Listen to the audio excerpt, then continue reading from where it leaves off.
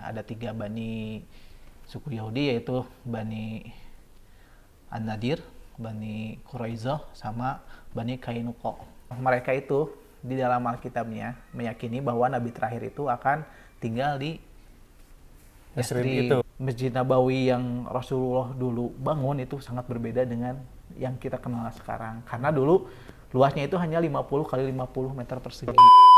Bismillahirrahmanirrahim. Assalamualaikum warahmatullahi wabarakatuh. Waalaikumsalam warahmatullahi wabarakatuh. Kembali lagi bersama saya Noval Fauzia Ramadan dalam acara Kurniamen bersama Kurniatur. Alhamdulillah, sahabat semuanya, sahabat Kurniatur, kembali lagi ya, kita akan membahas mengenai sejarah ataupun hal-hal lainnya terkait umroh ya mungkin teman-teman. Alhamdulillah kita kedatangan tamu yaitu Kang Repi yang sudah familiar ya. Kang Repi, gimana kabarnya Kang Repi? Alhamdulillah sehat, cuman agak serak dikit. Serak-serak bahasa ya.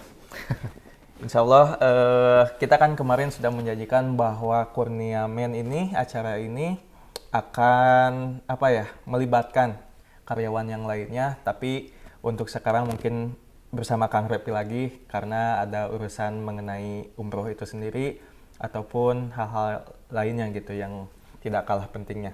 Mungkin kita langsung saja Kang Repi ya. Boleh, Kang Nopal. Kita pembahasan kali ini sahabat Kurnia mengenai Masjid Nabawi mungkin ya. Ini adalah suatu hal yang menarik Kang Repi yang mungkin saya juga ingin tahu dan belum tahu gitu, pengen mengetahui lebih dalam mengenai Masjid Nabawi itu. Boleh minum dulu ya? Ya, Saya agak mangga, serak Kang ini Repi. untuk mulai pembicaraannya. Ya, narasumber harus ini ya teman-teman, karena banyak yang harus diutarakan, dideskripsikan gitu ya. Iya, baik Kang Kita Nopal. langsung saja Kang Repi, mungkin dari awalnya dulu nih, sejarah perkembangan pembangunan Masjid Nabawi itu seperti apa Kang Repi? Mungkin ini jauh sebelum pembangunan Masjid Nabawi ini. Iya. Soalnya ini ada hubungannya juga dengan pembangunan Masjid Nabawi. Jadi kita mundur sampai abad kedua Masehi. Di mana abad kedua Masehi ini Yathrib yang kita tahu yang sekarang disebut Madinah ya, kota Madinah, itu ditinggali oleh 3 Bani Yahudi, suku Yahudi ya. Ada 3 Bani suku Yahudi, yaitu Bani An-Nadir, Bani Quraizoh, sama Bani Kainuqa. Nah, kenapa orang Yahudi ini meninggali Yathrib gitu pada abad kedua Masehi? Karena mereka itu di dalam Alkitabnya meyakini bahwa Nabi terakhir itu akan tinggal di Yathrib Yathrib. itu. Ya, makanya dengan ciri-ciri yang mereka deskripsikan, mereka cari-cari, oh ternyata di Yathrib inilah nanti Nabi terakhir akan muncul dan membangun kekuatan di sini. Makanya 3 suku Yahudi ini menepati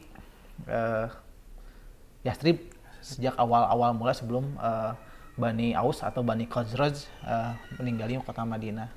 Dan yang menariknya, jadi kalau kita tahu Bani Aus dan Bani Khazraj ini yang nanti disebut dengan kaum Ansor. Jadi yang menyambut Nabi di kota Madinah ya. Nah, yang menariknya sebenarnya Bani Aus dan Bani Khazraj ini adalah satu suku dari keturunan yang sama, dari silsilah Yaman ya, dari orang Yaman yang hijrah nyari tempat tinggal lalu disambut oleh 3 kaum Yahudi ini, 3 suku Yahudi ini. Awalnya emang Yathrib ini kekurangan orang untuk mengolah karena tanahnya subur, makanya suku Aus dan suku Khazraj ini digunakan sebagai sumber daya manusia untuk pengolahannya.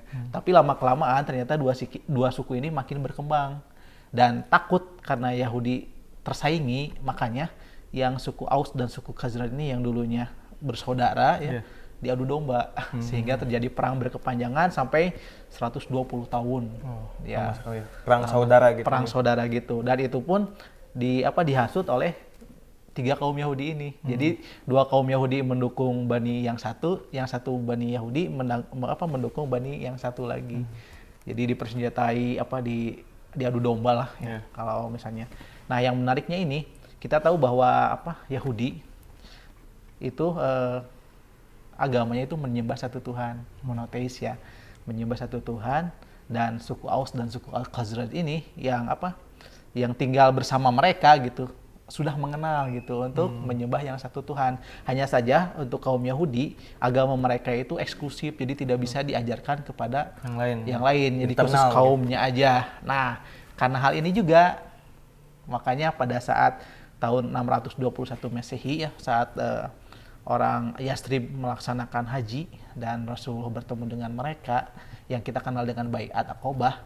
Jadi saat Rasulullah memperkenalkan pada penduduk Yathrib tentang agama tauhid ini, mereka langsung menerimanya karena mereka familiar gitu dengan agama menyembah satu Tuhan yang sering diajarkan oleh kaum Yahudi. Sesuai gitu. Mungkin ya sejalan dengan apa yang mereka ini. Iya, makanya ini pun mungkin yang jarang diceritakan oleh orang lain ya. Kenapa ada pertanyaan kenapa ya orang Ansor gitu menerima aja, gak ada perlawanan, sedangkan Rasulullah di Mekah aja yang kampung halamannya, tempat keluarganya berada, 13 tahun mensiarkan itu cuma sedikit yang masuk Islam gitu. Tapi ini di Madinah tiba-tiba hampir seluruh penduduk Madinah itu menyambut Rasulullah. Nah, pada tahun 622 Masehi yang masuk 1 Hijriah ya, Rasulullah hijrah dari kota Mekah ke Madinah dan akhirnya disambut oleh orang Ansor ya, suku Ansor ini. Pertama yang dibangun itu Masjid Kuba yang kita tahu. Nah, dan Masjid Nabawi ini dibangun masjid ketiga yang dibangun oleh Rasulullah SAW. Dan untuk pembangunannya sendiri ya, pembangunannya ini Masjid Nabawi yang Rasulullah dulu bangun itu sangat berbeda dengan yang kita kenal sekarang. Karena dulu luasnya itu hanya 50 kali 50 meter persegi tanpa atap. Ada atap cuman di pinggir-pinggirnya aja. Dan atap itu digunakan untuk menampung kaum muhajirin yang ikut berhijrah gitu ke Madinah. Kalau misalnya kan dulu namanya Yathrib ya Kang. Iya, betul. Kalau untuk berganti jadi Madinah itu pas waktu Nabi datang atau gimana? Ketika Rasulullah datang diganti jadi Madinah ya. Jadi kota Madinah Nabi ya, kota Nabi insyaallah. Dan untuk pembangunannya ya, jadi kan perihal pembangunan untuk sampai sekarang ini mungkin sudah 9 kali perombakan Masjid Nabawi. Mulai dari yang tahun 1 Hijriah itu, lalu pas zaman Rasulullah masih ada tahun 7 Hijriah, karena umat muslim makin banyak juga diperluas. Lalu pada saat kekhalifahan Umar bin Khattab juga diperluas dengan ditambah tiang-tiang kayu dan juga atap. Lalu pas zaman Utsman bin Affan dirombak lagi gitu, diperluas lagi dengan ditambah tiang-tiang permanen dan juga atap dari kayu. Lalu dirubah lagi pada saat ketika Madinah dipimpin oleh Umar bin Abdul Aziz yang diperintahkan oleh Al-Walid bin Abdul Malik. Sampai ke yang yang kita kenal sekarang itu dibangun pada zaman King Fahad bin Abdul Aziz. Ya, yang sampai sekarang itu, dan luasnya itu 500 kali lipat dibanding pembangunan awalnya. Sehingga bisa menampung 600.000 sampai 1 juta jemaah untuk yang berziarah ke Masjid Nabawi. Ya. Ada nggak sih Kang Repi permasalahan mengenai pembangunan Masjid Nabawi ataupun hal-hal lainnya mungkin terkait Masjid Nabawi itu sendiri? Permasalahan seperti apa? Mungkin dari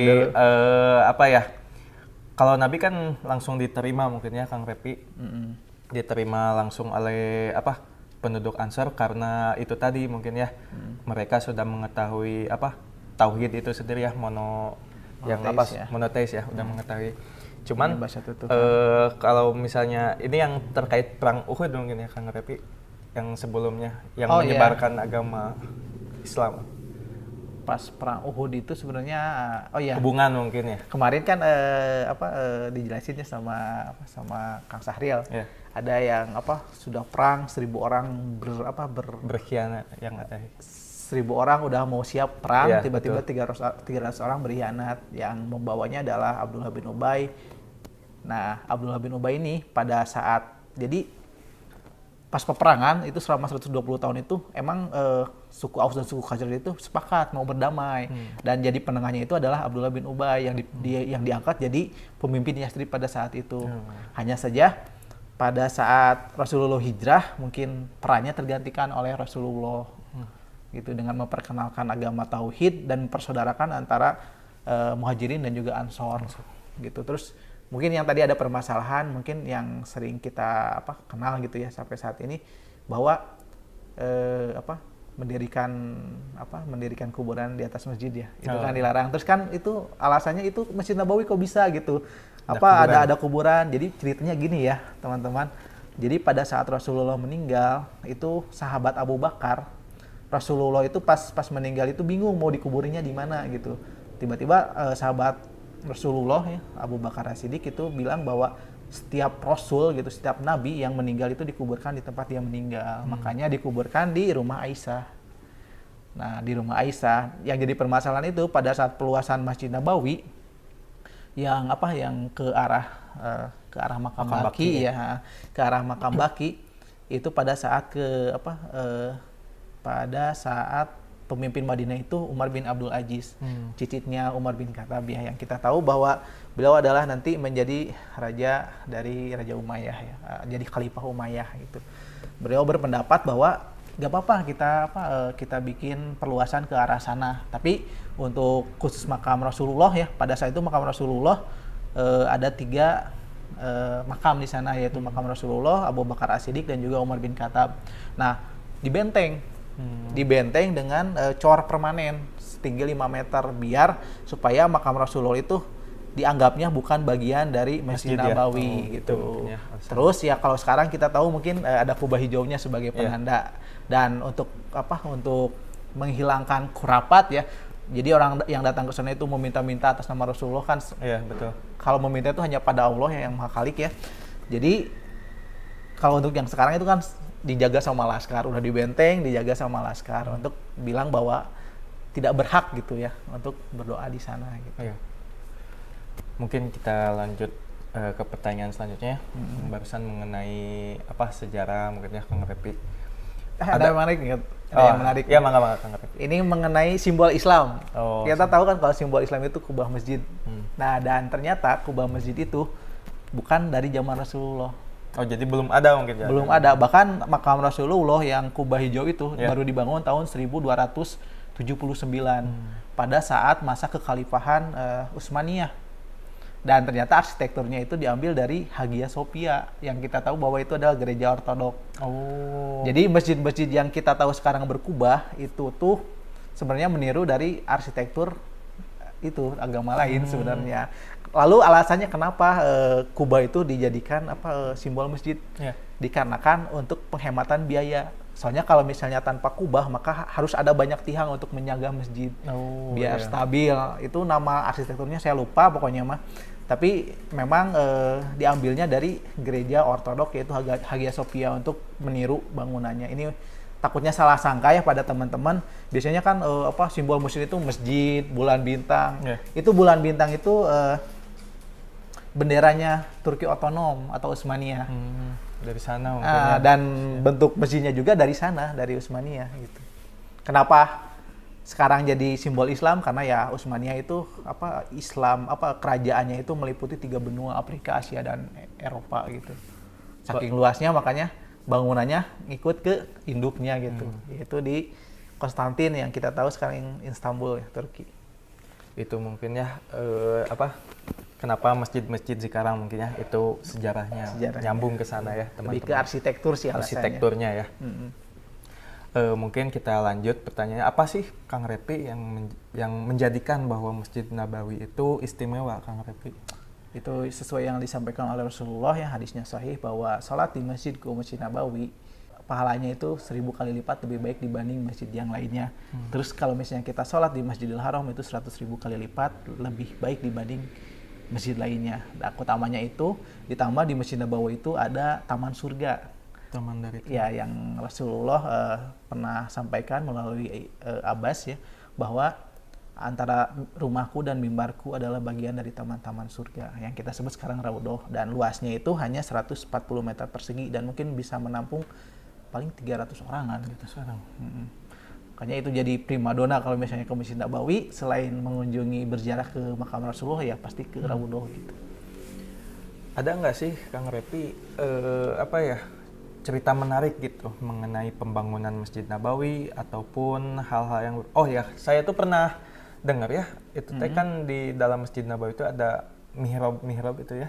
Iya. Nah, mungkin pengen dijelasin Kang Repi mengenai mihrab itu kenapa ada 4 mungkin ya? Iya. Ada 4 mihrab gitu yang saya tahu itu, dan yang paling tua itu mihrab Rasulullah. Katanya itu emang tempat Rasulullah memimpin sholat gitu di sana itu. Makanya sampai sekarang mihrabnya tetap berdiri gitu. Untuk mihrab itu mungkin bentuknya beda ya pada zaman Rasulullah, tapi tepat dan ukurannya mungkin disesuaikan dari zaman itu gitu, zaman Rasulullah sampai sekarang. Tapi kenapa itu teh ada 4 gitu Kang? Ada 4, ini mungkin ada hubungannya dengan pergantian kekuasaan dengan perbedaan mazhab juga.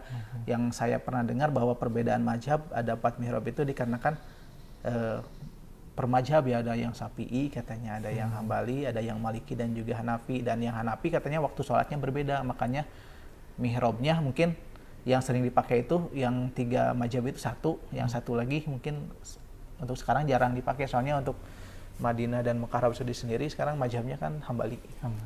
Ini kalau salah ya tolong di komen ya. Ya ini teman-teman. Ini apa, saya belum pelajari lebih lanjut mungkin, tapi yang pernah saya dengar ceritanya gitu kurang lebih seperti itu. Gitu. Ada nggak sih Kang Repi pengalaman pribadi yang unik gitu mengenai Masjid Nabawi mungkin? Masjid Nabawi selama menjadi tour leader umroh di sana gitu. Untuk Masjid Nabawi sendiri gimana ya? Paling apa? Sebenarnya Madinah itu ini menarik ya. Dulu dari Imam Malik pernah bilang bahwa kebiasaan orang Madinah itu bahkan ketinggiannya itu sama dengan hadis. Dikarenakan bayangin aja 10 tahun Rasulullah ada di sana, terus Rasulullah mengeluarkan hadisnya, mengeluarkan perkataannya, lalu turun wahyu di sana gitu ya. Terus kalau misalnya orang Islam pada waktu itu kan samina wa atona ya, mereka dengar dan mereka taat. Rasulullah menyampaikan, lalu orang Madinah itu pasti langsung mengerjakannya. Dan karena kebiasaan mengerjakannya jadi budaya. Karena jadi budaya itu, maka kebiasaan orang-orang Madinah bahkan derajatnya sama dengan hadis, kata Imam Maliki ya. Kata Imam Maliki, makanya pada saat sampai di Madinah mungkin yang terasa itu renyuh, kagum. Terus untuk ibadah juga sangat-sangat nikmat kalau di Masjid Nabawi dibanding Masjidil Haram ya. Di Masjid Nabawi itu lebih tertata kalau menurut saya. Lebih tertata, tempatnya nyaman.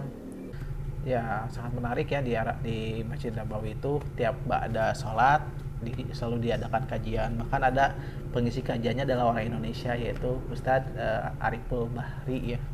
Beliau biasanya melakukan kajian setelah ada sholat maghrib, itu letaknya di pintu 19, 18, 20 gitu. Kalau misalnya jemaah datang berkunjung ke Masjid Nabawi selesai ada sholat maghrib, bisa datang ke sana untuk ikut kajian. Ya. Mungkin pertanyaan selanjutnya Kang Repi, ada nggak sih fakta menarik mungkin mengenai Masjid Nabawi Kang Repi? Ini mungkin yang terlewat ya. Fakta menarik. Jadi Masjid Nabawi itu pas pertama dibangun itu diperuntukkan untuk selain tempat ibadah juga tempat madrasah untuk pendidikan. Dan sampai sekarang Masjid Nabawi itu adalah salah satu tempat untuk yang meraih mencari ilmu. Bahkan ada universitasnya tersendiri di sana. Namanya itu kalau nggak salah bentar ya. Saya masih digunakan metodenya sama mungkin dari Ma'had Al-Haram gitu ya. Ma'had Al-Haram. Dan metodenya mungkin sekarang sudah lebih canggih lagi ya. Nah, udah lebih canggih lagi. Jadi banyak juga yang orang Indonesia yang memang kan kalau kita ke Madinah yang kita tahu kan Universitas Islam Madinah ya, atau UIM ya. Nah, selain yang dari UIM sebenarnya banyak lulusan juga yang dari Ma'had Al-Haram ini, dari Masjid Nabawi ini. Dan bukan cuma di Masjid Nabawi sih, Ma'had Al-Haram juga dilaksanakan di Masjidil Haram. Berarti yang belajar di itu mungkin ya di masjidnya itu. Iya, belajar di masjid itu kalau misalnya di pagi hari sampai siang hari itu jenjang pendidikan mulai dari anak kecil gitu ya. Dari TK, SD, SMP, SMA mungkin ya, terus universitas juga ada di sana. Masya Allah ya. Selain tempat ibadah mungkin dijadikan fakta menariknya kalau misalnya ke Masjid Nabawi pusing pasti. Jadi untuk kalinya ingat tempat kita datang itu pintu nomor berapa. Karena di Masjid Nabawi ada 41 pintu. Dan bingungnya itu kan tiangnya sama semua ya. Ya. Bentuknya hampir sama semua, itu tihangnya itu ada 232 tihang. Banyak. 323 tihang. Terus Masjid Nabawi juga kalau misalnya di jam-jam tertentu itu kubahnya itu bisa terbuka, Kang. Wah, menarik nih. Jadi bisa Gimana nih, Kang Repi? terbuka sendiri otomatis gitu. Itu biasanya kalau misalnya beres sholat berjamaah gitu, nggak tahu waktunya gitu ya. Tapi kalau misalnya kita nongkrong di sana, terus di atasnya itu ada ornamen-ornamen yang kubah itu kalau misalnya lagi sempat gitu, Ya. itu kebuka.